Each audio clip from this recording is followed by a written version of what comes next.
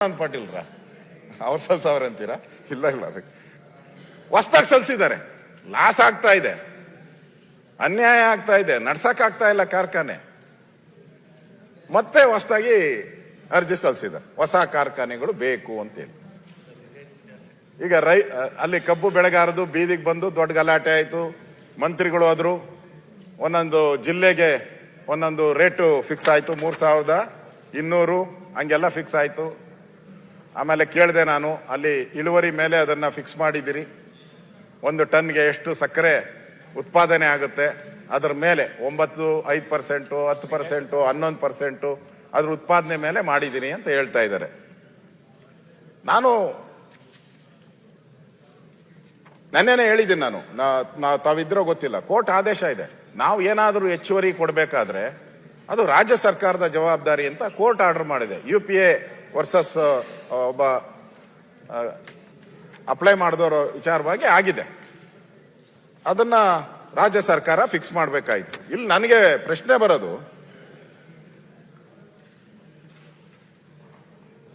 ಈ ಅವರು ರೈತರು ಕೇಳ್ತಾ ಇರೋದು 70-30% ಏನೋ ಮಾದರಿ ಕೇಳ್ತಾ ಇದ್ದಾರೆ ಅವರು. ರಂಗರಾಜನ್ ಇದು ಕೇಳ್ತಾ ಇದ್ದಾರೆ ಅವರು. ಇಲ್ಲಿ ರೈತರು ಹೇಳ್ತಾ ಇದ್ದಾರೆ ನಮಗೆ ಲಾಸ್ ಆಗ್ತಾ ಇದೆ ಅಂತ ರೈತರು ಹೇಳ್ತಾ ಇದ್ದಾರೆ, ಫ್ಯಾಕ್ಟರಿ ಮಾಲೀಕರು ಇಬ್ರು ಲಾಸ್ ಆಗ್ತೈತೆ ಅಂತ ಹೇಳ್ತಾರೆ. ನೀವು ಜಡ್ಜ್ ಆಗಿ ಕೂತಿದ್ದೀರಾ. ಈಗಲ್ಲಿ ಸತ್ಯ ನಿಮಗೂ ಗೊತ್ತಿರುತ್ತೆ. ಹೇಳಿ ಹೇಳಿ, ನಿಮಗ್ ಕೊಡ್ತೀನಿ ನಾನು, ಕಿತಾಪತಿ ಮಾಡೋರು ಕೊಡಲ್ಲ ಅಷ್ಟೇ. ಇಬ್ಬರಿಗೂ ಲಾಸ್ ಆಗ್ತಾ ಇರೋದು ನಿಜ. ಅದಕ್ಕೆ ಕಾರಣ ಕೇಂದ್ರ ಸರ್ಕಾರ. ಕೇಂದ್ರ ಸರ್ಕಾರ ಏನ್ ಮಾಡಬೇಕಾಗಿತ್ತು, ಒಂದ್ ನಿಮಿಷ, ನೀವು ಕೇಳ್ತಾ ಅಲ್ಲ, ಅವರು ಬೇಡ ಅಪೋಸಿಷನ್ ಲೀಡರ್ ಬೇಡ, ಇವರಿಗೆ ಅವಕಾಶ ಬೇಡ ಅಂತ ಹೇಳಿದ್ರೆ ನೀವು ಕಿತಾಪತಿ ಮಾಡಕ್ಕೆ ಶುರು ಮಾಡಿದ್ರಿ. ಕಿತಾಪತಿ ಮಾಡ್ತಾರೆ ಅಶೋಕಣ್ಣ, ನೀವು ಮಾತಾಡಿ. ಅಪೋಸಿಷನ್ ಲೀಡರ್ ಲೀಡ್ ಆದಾಗ ತಾವ್ ಎದ್ ನಿಂದಿರ್ತಿದ್ರೆ ತಾವ್ ಆ ಕಡೆ ಕೂತ್ಬಿಡಿ, ಇವ್ರು ಈ ಕಡೆ ಕುಂದಿರ್ಲಿ. ಇವೇನ್ ಕಷ್ಟ ಇದೆ? ನಾನು ಹೇಳ್ತಾ ಇದ್ದೀನಿ ಕೇಳಿ ಸುಮ್ಮನೆ. ಇಲ್ಲ ಇಲ್ಲ, ನಾನು ಹೇಳ್ತಾ ಇಲ್ಲ. ಅದಕ್ಕೆ ಅಶೋಕ್ ಅವರಿಗೆ ನಿರಾಣಿ ಅವರೊಂದು ಹೈಕೋರ್ಟಿಗೆ ಕೇಸ್ ಹಾಕಿದ್ದಾರೆ. ಅದಕ್ಕೆ ಒಂದು ಸಪ್ಲಿಮೆಂಟ್ರಿ ಕಳಿಸಿದೆ ನಾನು ಅವರಿಗೆ. ಅವರೇ ಹೇಳ್ತಾ ಇದ್ದಾರೆ ಕಾರ್ಖಾನೆ ಅವ್ರಿಗೆ ಏನೇನು ಹಾನಿ ಆಗ್ತಾ ಇದೆ ಅಂತೇಳಿ ಹೈಕೋರ್ಟ್ನಲ್ಲಿ. ಸ್ವಲ್ಪ ನಿಂದರಿ ಸಿದ್ದು, ಒಂದ್ ನಿಮಿಷ ನಿಂದ. ಅದನ್ನ ಹೇಳ್ರಿ ನೀವು. ಎಲ್ಲಾ ಸಕ್ರಿ ಫ್ಯಾಕ್ಟರಿ ಓನರ್ ಹೋಗ್ಯಾರ, ನಿರಾಣಿ ಅವರೊಬ್ರು ಕಾಂಗ್ರೆಸ್ ಅವರು ಹೋಗ್ಯಾರ. ನೀವ್ ಹೇಳಕ್ಕೆ ಕೊಟ್ರೆ ಚಲೋ ಅಲ್ಲ. ನಿಮ್ಗೆ ಅವರಿಗೆ ಅಲ್ಲಿ ಏನಿದೆ ನನಗೆ ಗೊತ್ತಿಲ್ಲ. ಒಬ್ಬರದ ಹೆಸರು ಹೇಳ್ಬೇಡ್ರಿ. ಆಯ್ತಪ್ಪ, ಎಲ್ಲಾರು ಆಯ್ತಾ? ಕರ್ನಾಟಕ ಕೇಂದ್ರ ಹೆಸರು ಹೇಳ್ತೀರಿ. ಕೇಂದ್ರ ಇದು ಈ ರಾಜ್ಯ ಕೊಟ್ಟ ಕೊಡ್ತಾರೆ. FRP ಉತ್ತರ ಪ್ರದೇಶ ಕೊಡೋದೈತಿ, ಮಹಾರಾಷ್ಟ್ರ ಕೊಡೋದೈತಿ. ನೀವೇ ಮಾತಾಡಿ. ಅವ್ರು ಹೆಂಗ್ ಕೊಡಕ್ ರೇಟ್ ಸಾಧ್ಯ ಕದೆ, ಇವ್ರು ಯಾಕೆ ಕೊಡಂಗಿಲ್ಲ? ಸರ್ಕಾರಕ್ಕೆ ಅಲ್ಲಿ ಸ್ಥಳೀಯ ಸರ್ಕಾರ ಕೊಡ್ತಾರ. ಅದು ನಾನು ಹೇಳುವಾಗ ಹೇಳ್ತೀನಿ, ನೀವು ಕೂತ್ರೆ ನಾನು ಉತ್ತರ ಹೇಳ್ತೀನಿ. ಬೇಡ ಅಶೋಕಣ್ಣ, ನೀವು ಮಾತಾಡೋಣ. ಅಶೋಕಣ್ಣ ಮಾತಾಡೋಣ. ಗೊತ್ತಿಲ್ಲ, ಒಂದ್ ನಿಮಿಷ. ಎಲ್ಲರೂ ಅಂತ ಹೇಳಿ ಇಲ್ಲ, ಎಲ್ಲರೂ ಅಂತ ಹೇಳಿ ಬಿಡೋಣ. ಸಿಸ್ಮಾದವ್ರು ಹೋಗಿದ್ದಾರೆ. ಸಿಸ್ಮಾದವ್ರ ಜೊತೆ ನಿರಾಣಿ ಮೇನ್ ಪಿಟಿಷನರ್. ಅದಕ್ಕೆ ಅವರಿಗೆ ಒಂದ್ ಸ್ವಲ್ಪ ವೈಯಕ್ತಿಕ ದ್ವೇಷನೂ ಇದೆ. ಇಲ್ಲ, ಅವ್ರಿಗೆ ನಿಮಗಲ್ಲ, ಅವ್ರವ್ರಿಗೆ. ಅದು ನನಗೆ ಲೋಕಲ್ ಜಿಲ್ಲೆ ಅಲ್ಲ, ನಮ್ಗೆ ಗೊತ್ತಿದೆ ಅವ್ರಿಗೆ ಏನಿದೆ ಅನ್ನೋದು. ಅಲ್ಲಿ 2 ವಿಚಾರ ಇದೆ. MSP ಶುಗರ್ ರೇಟ್ ಅನ್ನ ಎನ್ಹಾನ್ಸ್ ಮಾಡಿ ಅಂತೇಳಿ 7 ವರ್ಷದಿಂದ ಎಲ್ಲ ಕಾರ್ಖಾನೆಯವರು ಹೋರಾಟ ಮಾಡ್ತಾ ಇದ್ದಾರೆ. ಅದು 31 ರೂಪಾಯಿ ಇದ್ದಿದ್ದನ್ನ ಹೆಚ್ಚಿಗೆ ಮಾಡ್ರಿ ಅನ್ನೋದು ಒಂದು ಬೇಡಿಕೆ. ಹೆಚ್ಚಿಗೆ ಮಾಡಿದ್ರೆ ನಾವು ರೈತರಿಗೆ ಸಹಾಯ ಮಾಡ್ಲಿಕ್ಕೆ ಆಗ್ತದೆ ಅಂತೇಳಿ ಅವ್ರೊಂದು ಪಿಟಿಷನ್ ಅಲ್ಲೇ ಬರೆದಿದ್ದಾರೆ. ಅದು 31 ಇದ್ದಿದ್ದು ಯಾವ ಬೇಸಿಸ್ ಮೇಲೆ ನೀವು ಬೇರೆ ಮಾಡ್ಬೋದು ಅಂದ್ರೆ, ಕಮರ್ಷಿಯಲ್ಗೆ ಒಂದು ರೇಟ್ ಮಾಡಿ, ಡೊಮೆಸ್ಟಿಕ್ಗೆ ಒಂದು ರೇಟ್ ಮಾಡಿ. ಆ ಕಮರ್ಷಿಯಲ್ ಶುಗರ್ ತಗೊಳ್ತಕ್ಕಂಥವ್ರು, ಚಾಕ್ಲೇಟ್ನವರು, ಕೋಕೋ ಕೋಲಾದವರು, ಜೊತೆಗೆ ನಿಮ್ಗೆಲ್ಲ ಗೊತ್ತಿದೆ, ಎಲ್ಲ ಸ್ವೀಟ್ ಇಂಡಸ್ಟ್ರಿ ಅವ್ರು, ಏನು ಬೇಕರಿ ಅವ್ರು ಇದಾರಲ್ಲ, ಅವ್ರು ತಗೊಂಡು ಲಾಭ ಮಾಡ್ಕೊಳ್ತಾ ಇದ್ದಾರೆ. 1 kg ಸಕ್ಕರೆಯಲ್ಲಿ 1 kg ಅಡಲ್ಟ್ರೇಷನ್ ಮಾಡ್ತಾರೆ ಅವ್ರು. ಅಂದ್ರೆ ಕವ ಹಾಕ್ಬೋದು, ಬೇರೆ ಹಾಕ್ಬೋದು, ಏನೇನು ಆ ತರ ಅವ್ರು ಲಾಭ ಮಾಡ್ತಾ ಇದ್ದಾರೆ. ಈಗ ಹಂಗೆ ನಾವು ಸಿಲಿಂಡರ್ನಲ್ಲಿ ಡೊಮೆಸ್ಟಿಕ್ ಸಿಲಿಂಡರ್ಗೆ ಒಂದು ರೇಟ್ ಇಟ್ಟಿದ್ದೀವಿ, ಕಮರ್ಷಿಯಲ್ ಸಿಲಿಂಡರ್ಗೆ ಒಂದು ರೇಟ್ ಇಟ್ಟಿದ್ದೀವಿ. ಇದು ಒಂದು ಸಮಸ್ಯೆ. ಇಥಿನಾಲ್ ನಲ್ಲಿ ರೇಟ್ ಅನ್ನ ಇವತ್ತು ಎನ್ಹಾನ್ಸ್ ಮಾಡಿ ಅಂತ ಹೇಳಿ ಕಳೆದ 5 ವರ್ಷದಿಂದ ಅವರು ಮನವಿ ಮಾಡ್ತಾ ಇದ್ದಾರೆ, ಇಥಿನಾಲ್ ರೇಟ್ ಅನ್ನು. ಯಾಕೆಂದ್ರೆ 70 ರೂಪಾಯಿ ಅವ್ರಿಗೆ ಕೊಡ್ತಾರೆ 1 ಲೀಟರ್ಗೆ. ಅದು ಹಾಕೋದು ಪೆಟ್ರೋಲ್ ನಲ್ಲಿ ಬ್ಲೆಂಡ್ ಮಾಡಿ 100 ರೂಪಾಯಿ. ಲಾಭ ಯಾರಿಗೆ ಹೋಗ್ತಾ ಇದೆ ಅದನ್ನ ಆಮೇಲೆ ವಿಚಾರ ಮಾಡೋಣ. ಇದು ಎರಡನೇ ವಿಚಾರ. ಎಕ್ಸ್ಪೋರ್ಟ್ ಕೂಡ ಎಕ್ಸ್ಪೋರ್ಟ್ ಕೂಡ ಕಳೆದ 2-3 ವರ್ಷದಿಂದ ಬ್ಯಾನ್ ಮಾಡ್ತಾ ಇದ್ದಾರೆ. ಎಕ್ಸ್ಪೋರ್ಟ್ ಕೋಟಾ ಹೆಚ್ಚಿಗೆ ಮಾಡಿದ್ರೆ ಖಂಡಿತ ಕಾರ್ಖಾನೆ ಮಾಲೀಕರಿಗೂ ಲಾಭ ಆಗ್ತದೆ. ಆಮೇಲೆ ಬೇಕಾದ್ರೆ ನೀವು ತಾವು ಹೇಳಿದ್ರಲ್ಲ, ರಂಗರಾಜನ್ ಸಮಿತಿ ವರದಿ ಬಂದ ಮೇಲೆ ನಾವು ಅದನ್ನ ವಿಚಾರ ವಿನಿಮಯ ಮಾಡ್ಬೋದು. ಈ 3 ಸಲಹೆಯನ್ನ ಕೇಂದ್ರ ಸರ್ಕಾರ ಒಪ್ಪಿದ್ರೆ ಇಡೀ ದೇಶದಲ್ಲಿ ಇರ್ತಕ್ಕಂಥ ಸಕ್ಕರೆ ಕಾರ್ಖಾನೆಗಳು ಬದುಕ್ತಾವೆ. ನಮ್ಮೂ ಅಷ್ಟೇ ಅಲ್ಲ, ಇದು ನಮ್ಮ ಸೌತ್ ಇಂಡಿಯಾದಲ್ಲಿ ಇದಷ್ಟೇ ಪಿಟಿಷನ್ ಅಲ್ಲ, ಇದು ನಾರ್ತ್ ಇಂಡಿಯನ್ ಕೋರ್ಟ್ ಏನು ಮಹಾರಾಷ್ಟ್ರ ಹಿಡ್ಕೊಂಡು UP ತನಕ ಅವರು ಕೂಡ ಇದನ್ನೇ ಫೈಟ್ ಮಾಡ್ತಾ ಇದ್ದಾರೆ. ಅದನ್ನೊಂದು ಸ್ವಲ್ಪ ನೀವು ಡೆಲಿಗೇಷನ್ ಕರ್ಕೊಂಡು ಹೋದ್ರೆ ನಾವು ಬಂದು ಕನ್ವಿನ್ಸ್ ಮಾಡ್ತೀವಿ. ಅವಾಗ ರೈತರಿಗೆ ಏನು ಕೊಡ್ಬೋದು ನಾವು ಕೊಡ್ಲಿಕ್ಕೆ ಸಾಧ್ಯ ಇದೆ. ಈ ರೈತರು ಕಷ್ಟದಲ್ಲಿದ್ದಾರೆ, ಇದರಲ್ಲಿ 2 ಮಾತಿಲ್ಲ. ಅಧ್ಯಕ್ಷರೇ, ಈಗ ನಿನ್ನೆನೂ ಕೂಡ ನನಗೆ ಕಬ್ಬು ಬೆಳೆಗಾರರ ರೈತರ ವಿಚಾರವಾಗಿ ಬಂದಿದೆ. ಬೆಲ್ಲದ್ ಏನಾಯ್ತದು, ಯಾಕೆ ಕಪ್ಪು ಬಟ್ಟಿ? ಇವತ್ತು ಲಿಂಗಾಯತರ ಮೇಲೆ ಏನು ದೌರ್ಜನ್ಯ ಆಗಿತ್ತು, ಆ ದೌರ್ಜನ್ಯದ ಕರಾಳ ದಿನ ಇವತ್ತು 1 ವರ್ಷ ಆಯ್ತು. ಲಿಂಗಾಯತರ ಮೇಲೆ ದೌರ್ಜನ್ಯ ಆಗಿ ಅದ್ರ ಮೇಲೆ ಸರ್ಕಾರ ಒಂದು ವಿಚಾರಣಾ ಆಯೋಗ ಮಾಡಿತ್ತು. ಆಯ್ತು, ಈಗ ಬಿಡಿ. ನೋಡಿ ಆಯ್ತು, ಈಗ ಮತ್ತೆ ಈಗ ಅಶೋಕ್ ಅವ್ರೆ, ನೀವೇ ಕೇಳಿದ್ದ ಸರ್ಕಾರ ಹೇಳಿ ಏನ್ ಆಕ್ಷನ್ ಆಯ್ತು. ಯಾವುದೇ ಒಂದು ನೋಡಿ, ನೀವೆಲ್ಲ ಸೀನಿಯರ್ ಮೆಂಬರ್ಸ್ ಇದ್ದೀರಿ, ಒಂದು ನಿಯಮ ಇದೆ, ಮಾಡ್ತೇವೆ. ಆಯ್ತು, ನಿಯಮ ಇದೆ, ಯಾಕೆ ಈ ರೀತಿ ಮಾಡ್ತೀರಿ? ಯಾವೆಲ್ಲ ಸೀನಿಯರ್ ಮೆಂಬರ್ಸ್ ಗೊತ್ತಿದೆ. ಈಗ ಕರಿಪಟ್ಟಿ ಹಾಕಿದ್ದು ಅದಕ್ಕಂತ ಕೇಳ್ತಾರೆ. ಸರಿಯಲ್ಲ. ನೋಡಿ, ನೀವು ಡೆಪ್ಯೂಟಿ ಲೀಡರ್ ಆಗಿದ್ದೀರಿ, ನಿಮಗೆ ಗೊತ್ತಿದೆ. ಸರ್ಕಾರ ಅದಕ್ಕೆ ಬಗ್ಗೆ ಹೇಳಿ, ಅದು ಮತ್ತೆ ಚರ್ಚೆ ಮಾಡುವ. ಈಗ ಇದನ್ನು ಕಟ್ಟಿ ಮಾಡಿ ಯಾವಾಗ ಚರ್ಚೆ ಆಯ್ತು, ಕ್ಲಿಯರ್ ಮಾಡಿ. ಯಾವಾಗ ಚರ್ಚೆ ಕೊಡ್ತೀನಿ? ಆಯ್ತು, ಇದನ್ನು ಕೊಡ್ತೇನೆ.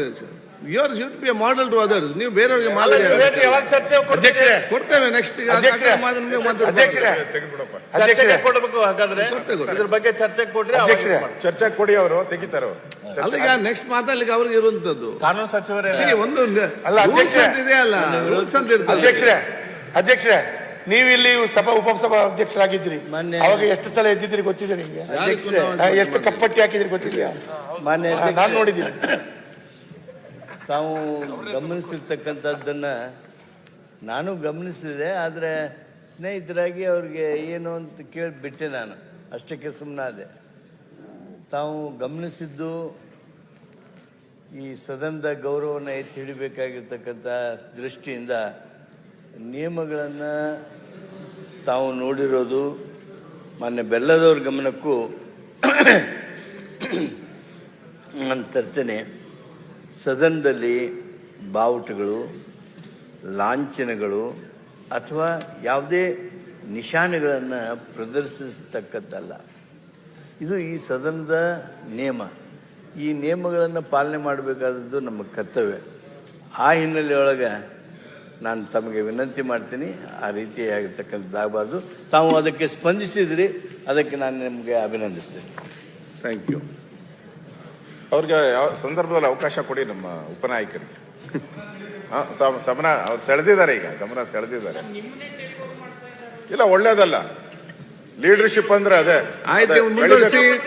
ನೀವು ಕಿತಾಪತಿ ಮಾಡಬೇಡ್ರಿ ಅಂತ ಕಿತಾಪತಿ ಮಾಡಕ್ ಉತ್ತರ ಕನ್ನಡ ಬಗ್ಗೆ ಚರ್ಚೆ ಆಗಲಿ.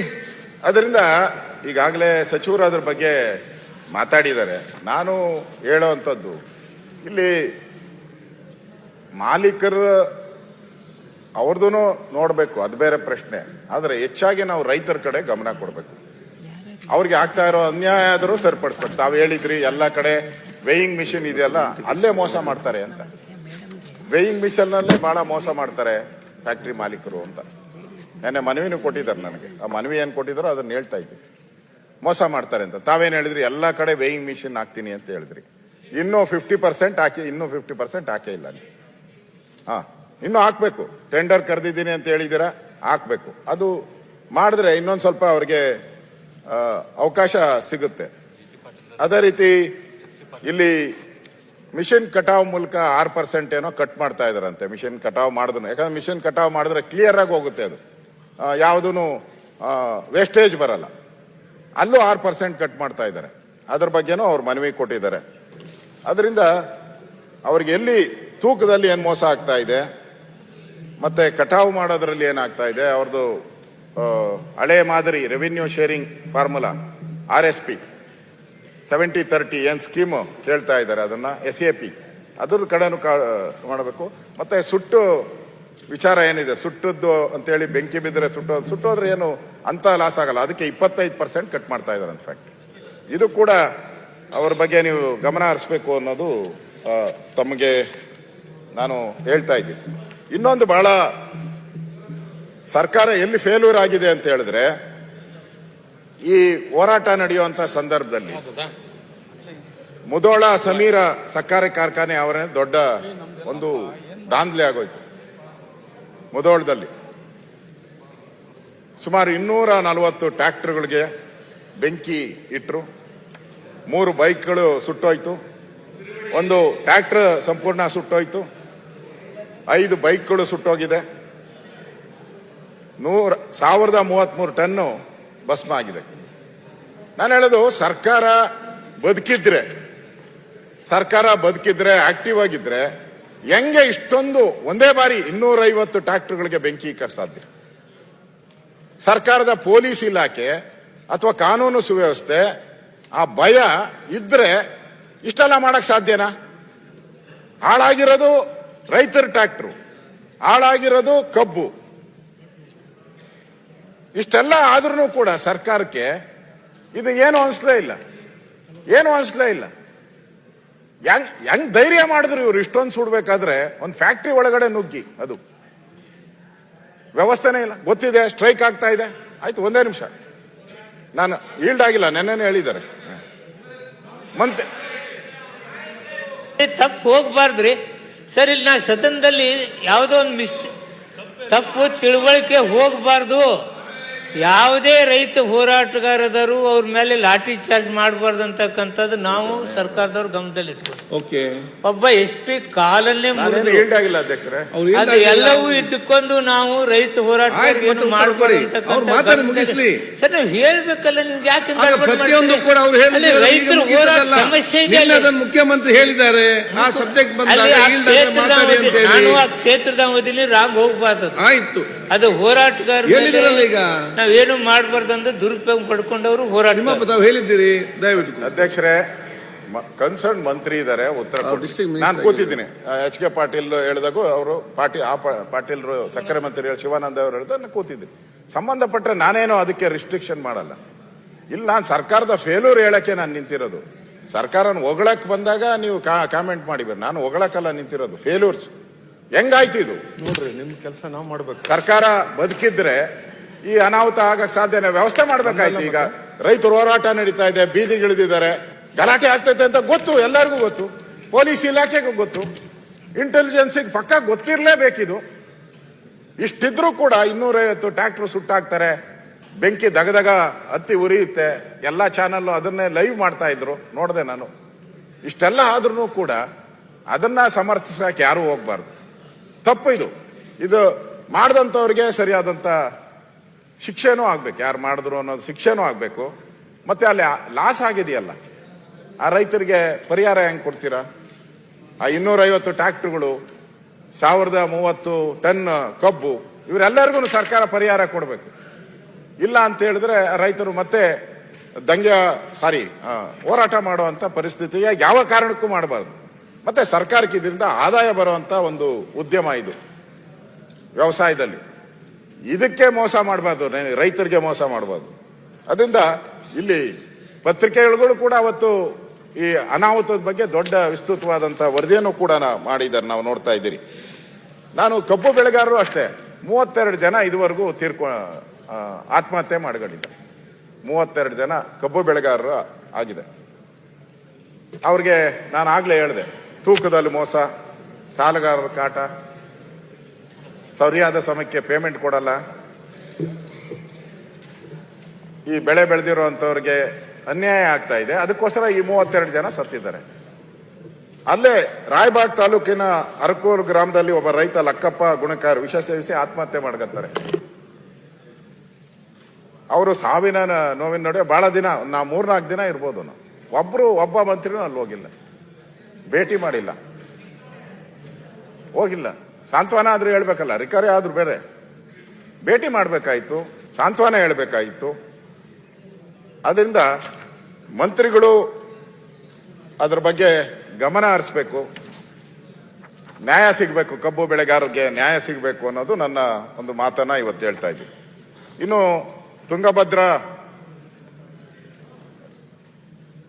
ಜಲಾಶಯದ ಬಗ್ಗೆ ಆ ತುಂಗಭದ್ರಾ ಜಲಾಶಯದ ಗೇಟು 2024 ಅವತ್ತು 19ನೇ ಗೇಟು ಒಡೆದೋಗ್ತೈತೆ. ನಮಗೂ ಗೊತ್ತಾಗ್ತದೆ, ನಾನು ಹೋಗಿದ್ದೆ, ಭೇಟಿ ಮಾಡಿದೆ. ನೀರೆಲ್ಲ ಹರಿದು ಆಂಧ್ರ ಪ್ರದೇಶಕ್ಕೆ ಹೋಗ್ತಾ ಇತ್ತು. ಪ್ರತಿ ವರ್ಷನೂ ಕೂಡ 2ನೇ ಬೆಳೆಗೆ ಅಲ್ಲಿ ಅವಕಾಶ ಸಿಗ್ತಾ ಇತ್ತು ರೈತರಿಗೆ, ಲಕ್ಷಾಂತರ ಎಕರೆ ರೈತರಿಗೆ. ಹೊರಟೋಯ್ತು.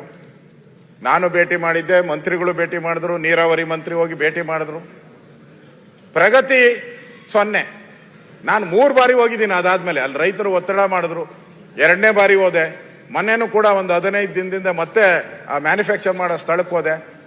ನಾನು ಹೋದಾಗ 12 ಕೋಟಿ ಇದು ಬಿಲ್ಲು, ಫಸ್ಟ್ ಬಿಲ್ ಕೊಟ್ಟಿದ್ದೀರಿ ಸರ್, ಇನ್ನ ದುಡ್ಡೇ ಕೊಟ್ಟಿಲ್ಲ ಅಂದ್ರು. ಇವಾಗ ಕೊಟ್ಟಿದ್ದಾರೆ ಹೆಂಗೋ ಗೊತ್ತಿಲ್ಲ, ಅಧಿವೇಶನ ನಡೆದೆ, ಕೊಟ್ಟಿಲ್ಲ ಅಂತ ಹೇಳಿದ್ರು. ಒಟ್ಟು 65 ಕೋಟಿಗೋ ಏನೋ ಇದಾಗಿದೆ ಟೆಂಡರ್, ಬಿಲ್ಲೇ ಕೊಟ್ಟಿಲ್ಲ. ಗೇಟ್ಗಳು ಮಾತ್ರ ಕೂತರಿಸ್ಬೇಕು ಅಂತ. ಅಲ್ಲಿ ಪಾದಯಾತ್ರೆ, ಹೋರಾಟ, ಬಂದು ದಿನನಿತ್ಯ ನಡೀತಾ ಇದೆ, ಇವತ್ತಿಗೂ ನಡೀತಾ ಇದೆ. ಲಕ್ಷಾಂತರ ಈ ರಾಜ್ಯಕ್ಕೆ ಆದಾಯ ಬರುವಂತ ಜಿಲ್ಲೆಗಳಲ್ಲಿ ಇವತ್ತು 2ನೇ ಬೆಳೆ ಇಲ್ಲ. ನಾನು ಕೇಳಿದೆ ಅಧಿಕಾರಿಗಳನ್ನ, ಸಭೆ ಕರೆದು, ಏನೋ ಯಾವಾಗ ಕಂಪ್ಲೀಟ್ ಮಾಡ್ತೀರಪ್ಪ ಅಂದ್ರು. ಮಾರ್ಚಲ್ಲಿ ಆಗ್ಬೋದು ಸರ್ ಅಂತದ್ದು.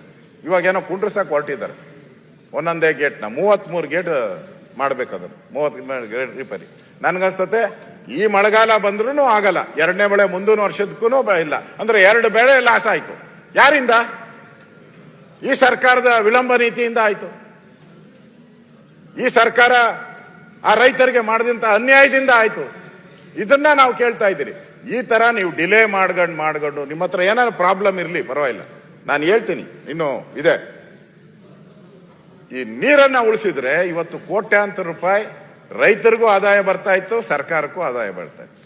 ನಾವು ಪದೇ ಪದೇ ಹೇಳ್ತೀರಿ, ರೈತರ ಆದಾಯ ಜಾಸ್ತಿ ಮಾಡಿದ್ರೆ ಸರ್ಕಾರಕ್ಕೂ ಬೆನಿಫಿಟ್ ಆಗ್ತದೆ. ಅದು ನಮ್ಮ ಉದ್ದೇಶ, ನಮ್ಮ ಮ್ಯಾನಿಫೆಸ್ಟೋದಲ್ಲೇ ಇದೆ, ಮಾಡಬೇಕು ಅಂತ. ಕೃಷಿ ಇಲಾಖೆ ನೆನ್ನೆ ಓದಿದ್ದೇನೆ ನಾನು. ಕೃಷಿ ಇಲಾಖೆಯಲ್ಲಿ ಮೇನ್ ಇರೋದು ಅದೇ, ನಮ್ಮ ರೈತರಿಗೆ ಹೆಚ್ಚು ಆದಾಯ ಬರೋ ರೀತಿ ಮಾಡಬೇಕು. ಎಲ್ಲಿ ಮಾಡ್ತಾ ಇದ್ದೀರಾ? ಒಂದು ಗೇಟ್ ಮುಚ್ಚಕ್ಕೆ 1 ವರ್ಷ ತಗೊಂತಾ ಇದ್ದೀರಲ್ಲ, ಗೇಟ್ಗಳು ಮುಚ್ಚಕ್ಕೆ ಒಂದು ಡ್ಯಾಮ್. ಹಿಂದೆ KRS ದಾದಾಗೂ ಕೂಡ ಬಸವರಾಜ ಬೊಮ್ಮಾಯಿ ಅವರಿದ್ರು. ಇಮಿಡಿಯೇಟ್ ಆಗಿ ಅದನ್ನ ಎಲ್ಲಾ ಗೇಟ್ಗಳನ್ನ ಸರಿ ಮಾಡಿಸಿದ್ರು, ಹಣ ಬಿಡುಗಡೆ ಮಾಡಿದ್ರು. ಇಲ್ಲಿ ಹಣ ಬಿಡುಗಡೆ ಮಾಡಕ್ಕೂ ಇವ್ರ ಹತ್ರ ಕಾಸಿಲ್ಲ. ಬಿಲ್ಲು 12 ಕೋಟಿ ಬಿಲ್ಲು ಇನ್ನೂ ಪೆಂಡಿಂಗ್ ಇದೆ. ಕೊಟ್ಟಿದಾರೋ ಹೆಂಗೋ ಗೊತ್ತಿಲ್ಲ. ನಾನು ಅಲ್ಲಿ ಹೋದಾಗಂತೂ ಕೊಟ್ಟಿಲ್ಲ ಅಂತ ಹೇಳುದು. ಇದು ಸರ್ಕಾರ ಅಲ್ಲಿ ಉತ್ತರ ಕರ್ನಾಟಕದ ಭಾಗದ ರೈತರಿಗೆ ಮಾಡ್ತಾ ಇರೋ ಅನ್ಯಾಯ ಅಂತ ನಾನು ಹೇಳ್ತಾ ಇದ್ದೀನಿ. ಅದರಿಂದ ನಾನು ಸರ್ಕಾರಕ್ಕೆ ಡಿಮ್ಯಾಂಡ್ ಹೇಳ್ತಾ ಇದ್ದೀನಿ. ಈಗ 2ನೇ ಬೆಳೆ ಲಾಸ್ ಆಗಿದೆ, ಬೆಳೆ ಬೆಳೀತಾ ಇಲ್ಲ. ಅವರು ಹೋರಾಟಗಳು ನಡೀತಾ ಇದೆ, ಇವತ್ತಿಗೂ ನಡೀತಾ ಇದೆ. ಸಾವಿರಾರು ಜನ ಹೋರಾಟ ಮಾಡ್ತಾ ಇದ್ದಾರೆ, ಪಾದಯಾತ್ರೆಗಳು ಎಲ್ಲ ಮಾಡ್ತಾ ಇದ್ದಾರೆ. ನಾನು ಸರ್ಕಾರಕ್ಕೆ ಹೇಳುವಂಥದ್ದು, ಇದಕ್ಕೆ 25,000 ಪ್ರತಿ ಎಕರೆಗೆ 25,000 ಪರಿಹಾರ ಕೊಡಿ. ನೀವು ಮಾಡಿದ ಮಿಸ್ಟೇಕ್ ಇಂದ ಇವತ್ತು ರೈತರಿಗೆ ಬೆಳೆ ಹಾನಿ ಆಗ್ತಾ ಇದೆ. 25,000 ರೂಪಾಯಿ ಪರಿಹಾರವನ್ನ ಆ ಉತ್ತರ ಕರ್ನಾಟಕದ ಜನಕ್ಕೆ, ಆ ಭಾಗದ ಜನಕ್ಕೆ ಕೊಡಬೇಕು. ಅನ್ಯಾಯ ಹೋಗ್ತಾ ಇದೆ, ಆಂಧ್ರಾಗ ಹೋಗ್ತಾ ಇದೆ, ಆಂಧ್ರದಿಂದ ಸಮುದ್ರಕ್ಕೆ ವೇಸ್ಟ್ ಆಗಿ ಹೋಗ್ತಾ ಇದೆ. ಇಲ್ಲಿ ಬಹಳ ಜನ ಮಾತಾಡ್ತಾರೆ, ಕಾವೇರಿದೇನಾದ್ರೂ 1 ತೊಟ್ಟು ನೀರು ಹೆಚ್ಚು ಕಮ್ಮಿ ಆದ್ರೆ ಎಷ್ಟು ಗಲಾಟೆಗಳು ಆಗ್ತದೆ. ಅದೇ ತರ ಇದನ್ನು ನೋಡ್ಬೇಕಲ್ಲ, ಕಾವೇರಿ ತರ ಈ ತುಂಗೇನು ನೋಡ್ಬೇಕಲ್ಲ. ಇಲ್ಲಿ ಆಗ್ತಾ ಇರೋಂತ ರೈತರಿಗೆ ಆಗ್ತಾ ಇರೋ ನೋವನ್ನ ನೋಡ್ಬೇಕಲ್ಲ.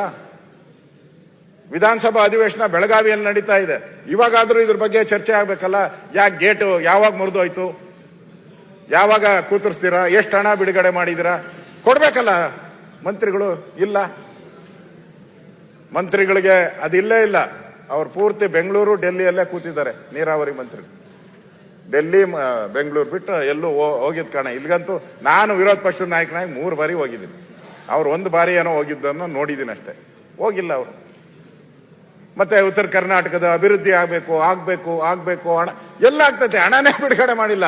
ಸರ್ಕಾರದ ಯೋಗ್ಯತೆಗೆ ಹಣ ಬಿಡುಗಡೆ ಮಾಡಿಲ್ಲ. 12 ಕೋಟಿ ಅಭಿವೃದ್ಧಿ ಹೆಂಗಾಗ್ತೈತೆ? ಇದು ಬಹಳ ಮೋಸ ಮಾಡ್ತಾ ಇದ್ದಾರೆ ಅಧ್ಯಕ್ಷರೇ ಉತ್ತರ ಕರ್ನಾಟಕ. ಇದು ಒಂದು ಎಕ್ಸಾಂಪಲ್. ನೀರಿನ ವಿಚಾರವಾಗಿ ಬೇರೆದೇನೋ ಒಂದ್ ಸ್ವಲ್ಪ ಹೆಚ್ಚು ಕಮ್ಮಿ ಆಗ್ಲಿ, ನೀರಿನ ವಿಚಾರವಾಗಿ ನೀರು ಹಾಳಾಗ್ತಾ ಇದೆ, ಅನ್ಯಾಯ ಆಗ್ತಾ ಇದೆ ಅಂತ ನೀರಿಗೂ ವ್ಯವಸಾಯಕ್ಕೂ ಕೊಡುವಂತ ಯೋಗ್ಯತೆಯನ್ನ ಇವತ್ತು ಸರ್ಕಾರ ಕಳ್ಕೊಂಡಿದೆ. ಅದಕ್ಕೋಸ್ಕರ ನಾನು ಈ ಮಾತನ್ನ ಪದವನ್ನ ಉಪಯೋಗ ಮಾಡ್ತಾ ಇದ್ದೀನಿ ಅಧ್ಯಕ್ಷರೇ. ಬಹಳ ಪ್ರಮುಖವಾಗಿ ಈಗ ಉತ್ತರ ಕರ್ನಾಟಕದ ಅಸಮತೋಲನದ ಬಗ್ಗೆ ಮಾತಾಡಿದ್ರು. ಡಾಕ್ಟರ್ ನಂಜುಂಡಪ್ಪ ವರದಿ 2007-8 ನಂಜುಂಡಪ್ಪ ವರದಿ ಬರ್ತೈತಿ. ಆ ವರದಿ ಬಂದು ಅತಿ ಹೆಚ್ಚು ಭಾಗ ಅಲ್ಲಿರುವಂಥದ್ದು ಈ ನಂಜುಂಡಪ್ಪ ವರದಿಯಲ್ಲಿ ಅತಿ ಹಿಂದುಳಿದ ವರ್ಗ, ಅತಿ ಹಿಂದುಳಿದ ಜಿಲ್ಲೆಗಳು, ತಾಲೂಕುಗಳು ಅಂತ ಮೆನ್ಷನ್ ಆಗ್ತದೆ. ಮಾನ್ಯ ಮುಖ್ಯಮಂತ್ರಿಗಳು ಉತ್ತರ ಕರ್ನಾಟಕದ ಬಗ್ಗೆ ಕೊನೆಯಲ್ಲಿ ಚರ್ಚೆ ಹಾಕಂತಾರಲ್ಲ, ಕೊನೆಯಲ್ಲಿ ಚರ್ಚೆ ಮಾಡಿ ಕೊನೆಯ ದಿನ ಉತ್ತರ ಕೊಟ್ಟು ಓಡ್ಬೇಕು, ಎಸ್ಕೇಪ್.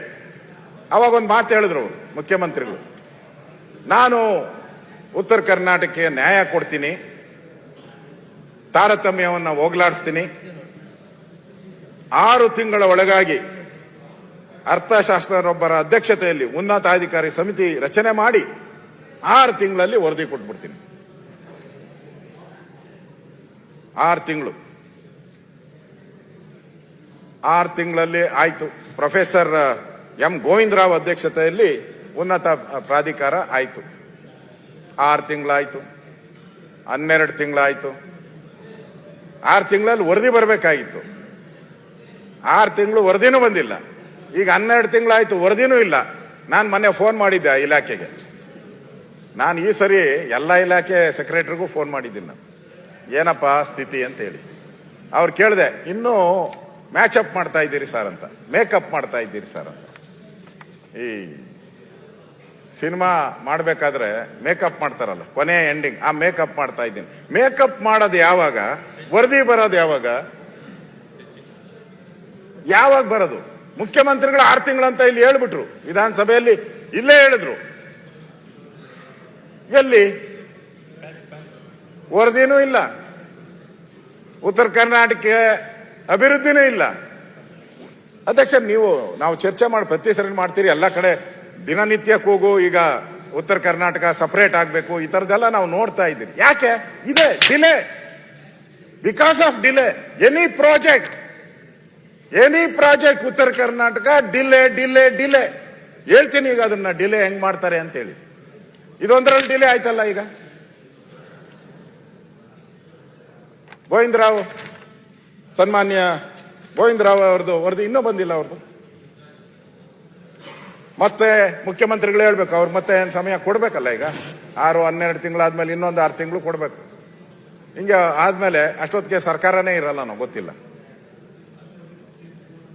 ಅದಕ್ಕೆ ನಿಮಗೆ ನಾನು ಉತ್ತರ ಕರ್ನಾಟಕದ ಕಾಳಜಿ ಇದೆ, ನನಗಿದೆ ಅಂತ ಪದೇ ಪದೇ ಹೇಳ್ತಾರೆ ಸರ್ಕಾರ, ಮುಖ್ಯಮಂತ್ರಿಗಳು. ಇದರಲ್ಲಿ ನಾನು ಹೇಳಿದೆ ಅವಾಗ ಗೇಟು, ಸನ್ಮಾನ್ಯ ಸಭಾಧ್ಯಕ್ಷರೇ, ಗೇಟ್ ರಿಪೇರಿ ಮಾಡೋದ್ರಲ್ಲಿ ಮಾಡಕ್ಕಾಗಿಲ್ಲ. ತುಂಗಭದ್ರಾ ಗೇಟು ಒಂದು ಉದಾಹರಣೆ ನಾನು ಕೊಟ್ಟಿದ್ದೀನಿ. 2ನೇ ಉದಾಹರಣೆ ಪ್ರೊಫೆಸರ್ ಗೋವಿಂದರಾವ್ ಅವ್ರದ್ದು ಉದಾಹರಣೆ ನಾನು ಕೊಡ್ತಾ ಇದ್ದೀನಿ. ಇಲ್ಲೇ ಮುಖ್ಯಮಂತ್ರಿಗಳು ಹೇಳಿದ್ದು, ಇದೇ ಸದನದಲ್ಲಿ ಇಲ್ಲೇ ಹೇಳಿದ್ರು. ಇನ್ನ ಅದಕ್ಕೇನು ಉಪ್ಪು ಖಾರ ಏನೂ ಇಲ್ಲ, ಹುಳಿನೂ ಇಲ್ಲ. ಸಭಾಧ್ಯಕ್ಷರೇ, ಏನೂ ಇಲ್ಲ. ಪ್ರೊಫೆಸರ್ ಗೋವಿಂದರಾವ್ ಫೈನಲ್ ಸ್ಟೇಜ್ ಅಲ್ಲಿ ಇದೆ.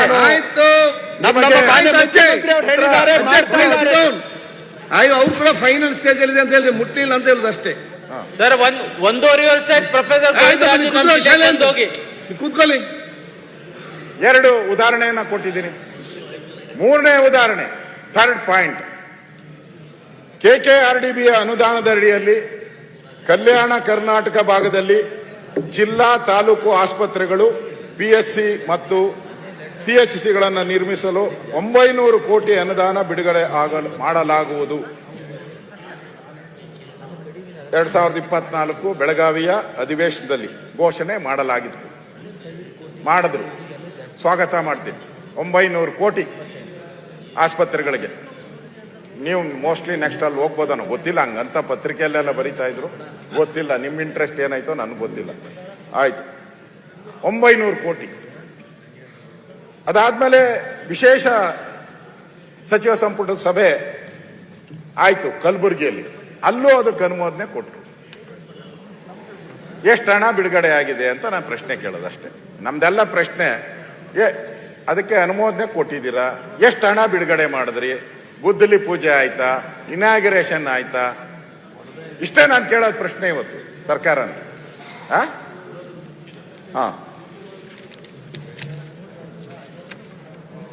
ಅದಕ್ಕಿಂತ ಬಹಳ ಪ್ರಮುಖವಾಗಿ ಇನ್ನೊಂದು ಇಂಪಾರ್ಟೆಂಟು, ಮುಖ್ಯಮಂತ್ರಿಗಳು ಹೇಳಿದ್ರು ಬೆಳಗಾವಿ ಇರ್ಬೋದು, ಉತ್ತರ ಕರ್ನಾಟಕ ಭಾಗದಲ್ಲಿ ಕೈಗಾರಿಕೆಗಳ ಸ್ಥಾಪನೆಯನ್ನ ಮಾಡ್ತೀನಿ, ಕೈಗಾರಿಕೆಗಳಿಗೆ ಉತ್ತೇಜನ ಕೊಡ್ತೀನಿ ನಾನು ಅಂತೇಳಿ ಮುಖ್ಯಮಂತ್ರಿಗಳು ಹೇಳಿದ್ರು ಅಧ್ಯಕ್ಷರು. ನಾನು ಕೇಳಿದೆ ಸರ್ಕಾರನ, ನಾನು ಒಂದು ಲೆಟರ್ ಬರೆದೆ ಸರ್ಕಾರಕ್ಕೆ, ಒಂದು 30-40 ಬರೆದಿದ್ದೀನಿ. ಪುಣ್ಯಾತ್ಮ ಯಾರೋ ಒಬ್ಬ ರಿಪ್ಲೈ ಮಾಡ್ಬಿಟ್ಟವನು, ಅವನಿಗೂ ಒಂದು ಅವಾರ್ಡ್ ಕೊಡ್ಬೇಕು ಪಾಪ ಪುಣ್ಯಾತ್ಮ ಅಧಿಕಾರಿಗೆ. ಮಾನ್ಯ ವಿರೋಧ ಪಕ್ಷದ ನಾಯಕರಿಗೆ ಮಾಹಿತಿ ಒದಗಿಸಿರುವ ಬಗ್ಗೆ ಅಂತ ಬರೆದು ಕೊಟ್ಟಿದ್ದಾರೆ. ನಾನು ಕೇಳಿದ್ದೀನಿ, ರಾಜ್ಯದಲ್ಲಿ ಹೂಡಿಕೆ ಬಂಡವಾಳ ಪ್ರಸ್ತುತ ಯೋಜನೆ ಯಾವ ಹಂತದಲ್ಲಿದ್ದಾರೆ, ಇದರ ಹೂಡಿಕೆಯಾಗಿರುವ ಪ್ರಮಾಣದ ವಿವರ ಕೊಡುವುದು ಅಂತ ನಾನು ಕೇಳಿದ್ದೀನಿ. ಉತ್ತರ ಕರ್ನಾಟಕ, ಕಲ್ಯಾಣ ಕರ್ನಾಟಕ, ಕಿತ್ತೂರು ಕರ್ನಾಟಕ ಈ ಭಾಗದ ಕೈಗಾರಿಕೆಗಳು ಏನೇನು ಇಂಪ್ಲಿಮೆಂಟ್ ಆಗಿದೆ ಅಂತ ನಾನು ಕೇಳಿದ್ದೀನಿ ಅಧ್ಯಕ್ಷ. ಇದರ ಕಾಪಿನೂ ಕೊಡ್ತೀನಿ, ದಾಖಲೆ ನೆನ್ನೆ ಎಲ್ಲ ಕೇಳಿರೋದ್ರಿಂದ ಇದು ದಾಖಲೆನೂ ತಂದಿದ್ದೀನಿ, ದಾಖಲೆನೂ ಕೊಟ್ಟಿದ್ದೀನಿ. ಅದರಲ್ಲಿ ಸುಮ್ಮನೆ ಒಂದೆರಡು ಓದ್ತೀನಿ. ಸ್ಪೆಕ್ಟ್ರಮ್ ಓಟಿ ಕೇರ್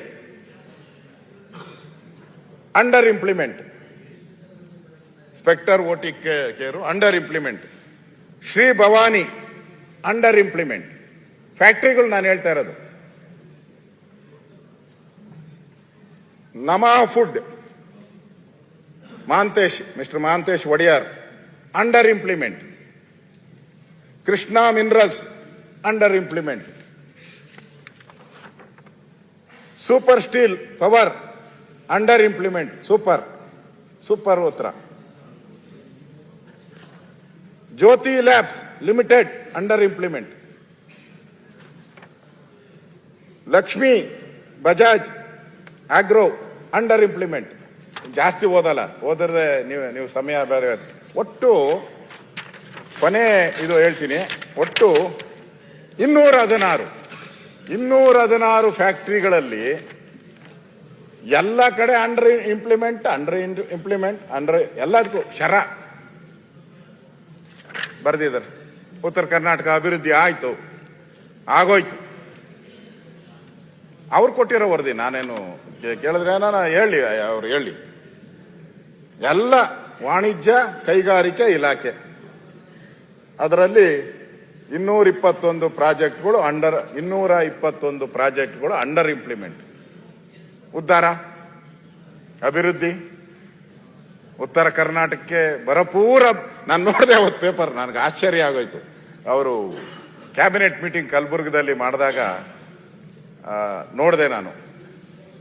ಆಮೇಲೆ ವಿಧಾನಸಭಾ ಅಧಿವೇಶನದಲ್ಲಿ ಮುಖ್ಯಮಂತ್ರಿಗಳು ಅವತ್ತು ರಿಪ್ಲೈ ಮಾಡಿದ್ರಲ್ಲ, ನಾವೇನೇನೋ ಹೇಳಿದ್ರಿ ಎಲ್ಲ MLAಗಳು, ಅದರಲ್ಲಿ ರೂಲಿಂಗ್ ಪಾರ್ಟಿಯವರು ಪಾಪ ಅವ್ರನ್ನೂ ಏನು ನಾವು ಇದು ಮಾಡಂಗಿಲ್ಲ. ರೂಲಿಂಗ್ ಪಾರ್ಟಿಯ ಬಹಳಷ್ಟು ಉತ್ತರ ಕರ್ನಾಟಕ MLAವರು ಓಪನ್ ಆಗಿ ಮಾತಾಡಿ ಸಜೆಷನ್ ಕೊಟ್ರು, ಏನೇನು ಅನ್ಯಾಯ ಆಗ್ತಾ ಇದೆ ಅಂತ. ಇವತ್ತು ಯಾರೋ ಅಲ್ಲಿ ಒಬ್ರು ಸದಸ್ಯರು ಮಾತಾಡ್ತಾ ಹೇಳ್ತಾ ಇದ್ರು, ಏನು ರೆವಿನ್ಯೂ ಇಲಾಖೆಯಲ್ಲಿ ಏನು ಆಗ್ತಾ ಇದೆ ಅನ್ಯಾಯ, ಮತ್ತೆ ಸಾವು ನೋವುಗಳ ಬಗ್ಗೆ ಹೇಳಿದ್ರು, ಆತ್ಮಹತ್ಯೆ ಬಗ್ಗೆ ಹೇಳಿದ್ರು. ಅದು ಅಷ್ಟೆಲ್ಲ ಆದಾಗ ನಾನು ಮಾರನೇ ದಿನ ಪತ್ರಿಕೆಯಲ್ಲಿ ನೋಡಿದೆ, ಮುಖ್ಯಮಂತ್ರಿಗಳು ರಿಪ್ಲೈ ಆದ ತಕ್ಷಣ ಬಂತು ಫ್ರಂಟ್ ಲೈನ್ ಅಲ್ಲಿ ಭರಪೂರ ಭರವಸೆಗಳು, ಉತ್ತರ ಕರ್ನಾಟಕಕ್ಕೆ ಭರಪೂರ ಭರವಸೆಗಳು. ಇಲ್ಲಿ ಎಲ್ಲ ಫೇಲೂರು, ಎಲ್ಲ ಫೇಲ್. ಅಂಡರ್ ಒಂದು ಅಪ್ಪರ್ ಇಲ್ಲ, ಎಲ್ಲ ಅಂಡರ್ ಇದಕ್ಕೆ ಹೋಗಿದೆ. ಉದ್ಧಾರ ಆಗೋದು ಹೆಂಗೆ? ಕೈಗಾರಿಕೆಗಳು ಬರಬೇಕು ಉತ್ತರ ಕರ್ನಾಟಕ ಎಲ್ಲ. ನಾನು ಬೆಂಗಳೂರನು, ಅವ್ರು ಹುಟ್ಟಿರೋದು ನಾನು ಬೆಂಗಳೂರಲ್ಲಿ ಸಾಕಾಗ್ಬಿಟ್ಟಿದೆ ಕೈಗಾರಿಕೆಗಳು, ಸಾಕು ಅನ್ಸ್ಬಿಟ್ಟಿದೆ.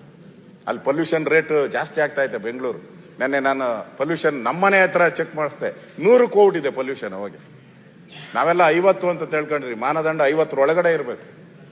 ಪರವಾಗಿಲ್ಲ, ಮೈಸೂರು ನಂಬರ್ 1 ಇದೆ ದೇಶದಲ್ಲೇ, ಒಳ್ಳೆ ಇದೆ.